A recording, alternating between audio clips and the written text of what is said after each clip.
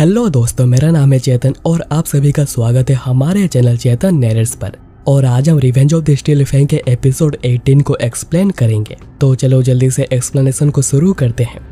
Episode की starting होती है अंडरडॉग सिटी के एक हाई एंड होटल के क्लब में, द बर्निंग सस्पेंशन। क्लब के अंदर एक वीवीआईपी लाउंज में एक पार्टी चल रही होती है जिसके 6 घंटे का चार्ज 10 मिलियन गोल्ड है।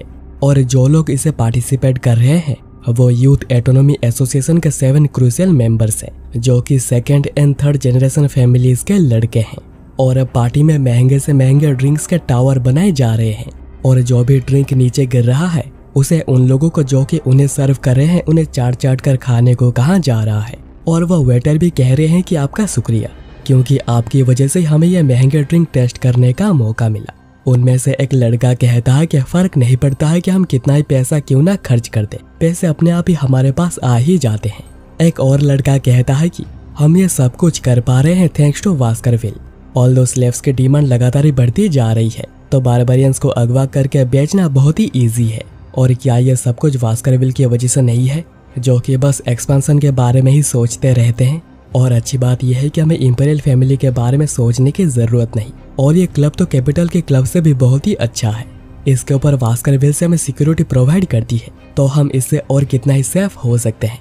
पहले वाला लड़का कहता है कि अभी के समय पर वास्करविल हमारे हंटिंग डॉग्स नहीं बने हैं।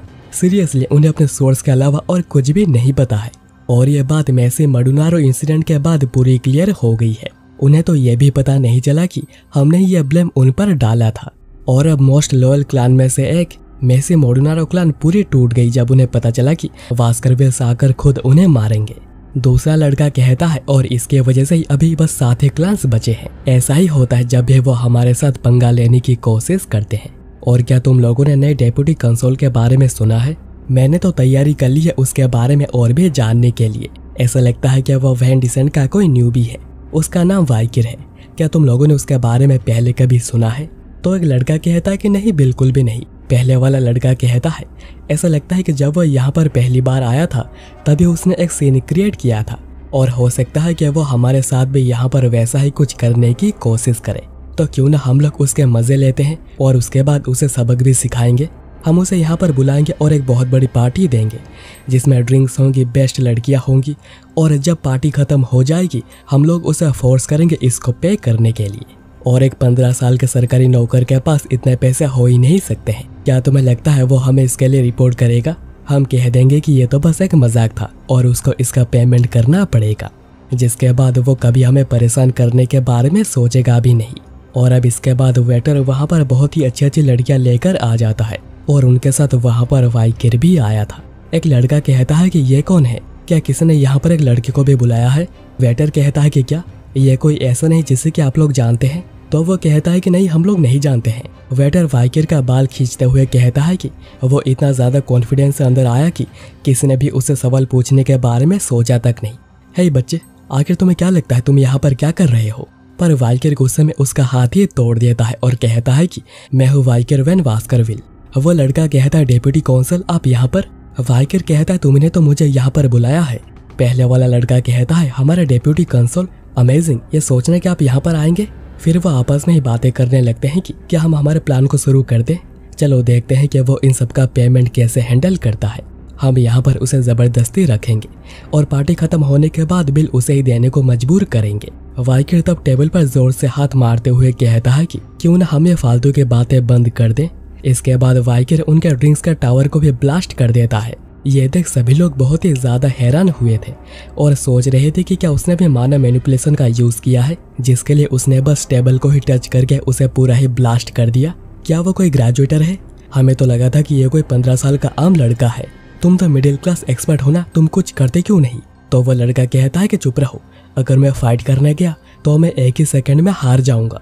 वाइकिर फिर उस लड़के के पास जाता है तो वो लड़का डरते हुए कहता है कि क्या हमें इन ड्रिंक्स के पैसे खुद देने पड़ेंगे? तो वाइकिर कहता है कि ऑफ कोर्स तुम्हें अपने ड्रिंक्स के पैसे खुद ही देनी चाहिए। क्या तुम प्लान कर रहे थे इस सब का पैसा मुझ पर थोपने का?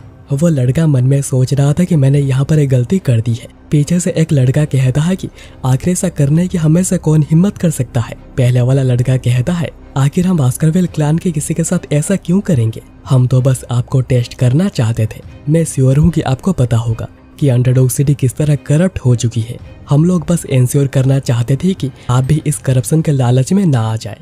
दूसरा लड़का कहता है कि ऐसा लगता है आपके पास वो सब कुछ है जो कि एक लीडर के पास होनी चाहिए। हम लोग श्योर आपको ही फॉलो करेंगे। वाइकर उसे एक पंच मारते हुए कहता है कि एक मालिक ही बस अपने कुत्ते को टेस्ट कर सकता है और ये कभी उल्टा नहीं हो सकता है कि एक कुत्ता अपने मालिक को टेस्ट करेगा। ऐसा कभी होना ही नहीं चाहिए। और हम देखते हैं कि वाइकर ने उंगलियां उसके पेट में घुसा दी थी। वाइकर फिर कहता है कि क्या तुम्हें लगा तुम लोग कुछ भी कर सकते हो क्योंकि तुम्हारे पास बहुत ही ज्यादा पैसा और पावर है। तुम लोग ऐसा इसलिए सोच रहे हो क्योंकि तुम लोगों ने अपने सामने कभी डरावना कुछ देखा ही नहीं है। वाइकर फिर उसके मुंह पे पैर रखकर कहता है कि क्या तुम्हें पता है कि मैंने उसके साथ ऐसा क्यों किया? अगर तुम्हें नहीं पता है तो फिर तुम्हारे साथ भी ऐसा ही कुछ होगा। तो सभी डर के मारे कहने लगते हैं कि ऑफकोर्स हमें पता है कि आपने ऐसा उसके साथ क्यों किया है। वाइकर कहता है ऐसा क्या? अगर तुम्हें पता है तो मैं श्योर हूँ कि तुम्हें यह भी पता होगा कि मैं आगे क्या करने वाला हूँ।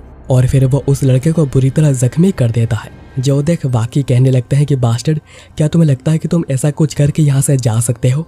तो वाइकर कहता है कि देखा मुझे पता था कि तुम्हें नहीं पता है।